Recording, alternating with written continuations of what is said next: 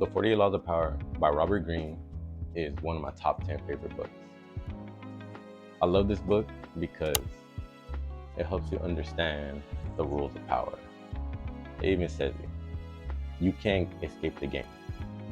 You're in the power game whether you like it or not.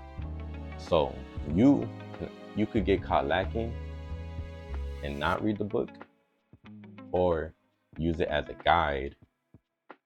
Use it as a guide to spot manipulation and don't let people, don't let yourself be a victim. That's my goal in life. I wanna have the most knowledge I have, be aware of my surroundings, and with the knowledge I have, succeed. And I'm not talking about, read the book and start being grimy, start being unethical, like none of that. But I love this book though. I love this book because it gives you awareness, it gives you insight to human behavior, like so much. I love the book because it has stories. It has so many historical stories. Like I love history. And these historical stories, like they actually happen. They're action packed, they're lesson filled, and the book provides examples of people who followed the law and people who disregarded the law and the consequences it took. I swear, once I finished this book, I swear like my eyes were open. I started noticing all around me like the little power moves people do. Some people are natural, they do it without knowing, and I don't want to think about it, but some people are probably intentional because where I was at, like they put me onto this book. Like, so other people were reading it, trust and believe. But like I said, it opened my eyes. And if you think power doesn't exist in your circles, trust and believe it's in all circles. Any type of institution, these rules are at play. And like I said, once I finished reading the book, my eyes were open to a whole new world. And once I started learning the book even better, I was able to conduct myself in a way where people knew I'm a player in the game. So if you're trying to be a player in the game, read this book. But if you're one of those people who be like, nah, I'm gonna stay away from knowledge, not read the book, like, okay, you be you, but this video is not for you, so skip it. Like, I'm not talking to people who are scared. I'm talking to the ones who read the book, read another book, and read another book. Like, this is not the end. That's just the guide.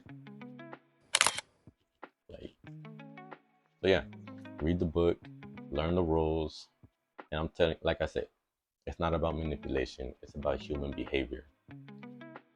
Like, just because you know a little bit more knowledge doesn't mean you're a bad person. But it's true. Knowledge is a double-edged sword. Once you know something, and once you learn it, you can't unlearn it.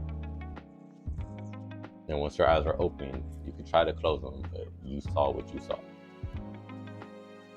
But yeah, read the book. It has way more insights than just being respected on first sight. Think about it. Once you start respecting yourself, you're instantly respected.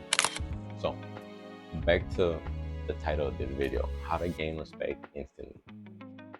That, I'm about to take you to the book. And that's the 34th law of power. Law 34.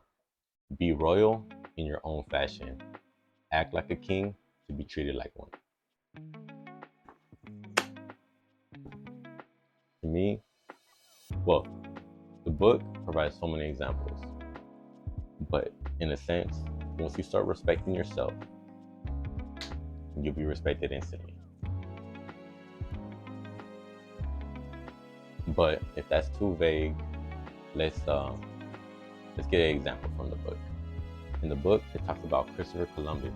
He was born from merchant stock, and back then, your future was whatever your dad did. Whatever your father did for work, that's what you did.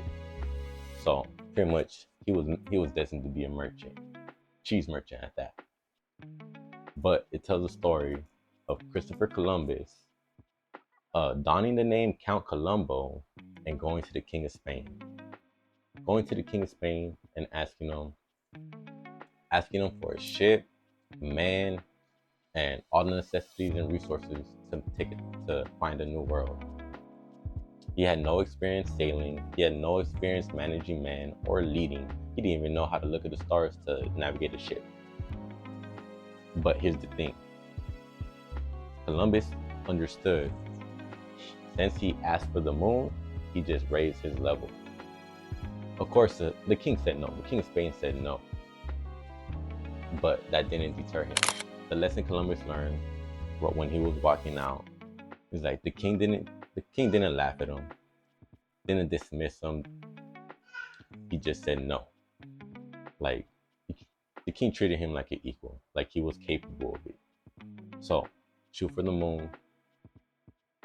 No, better yet, shoot for the stars and you might get the moon. So treat yourself like a king to be treated like one. Let's end it with a quote from the book. So picture this: the crown. Place it upon your head and you assume a different pose. Tranquil, yet radiating assurance. Never show doubt. Never lose your dignity beneath the crown, or else it won't fit and be destined for someone else. Do not wait for the coronation. The great emperors crown themselves.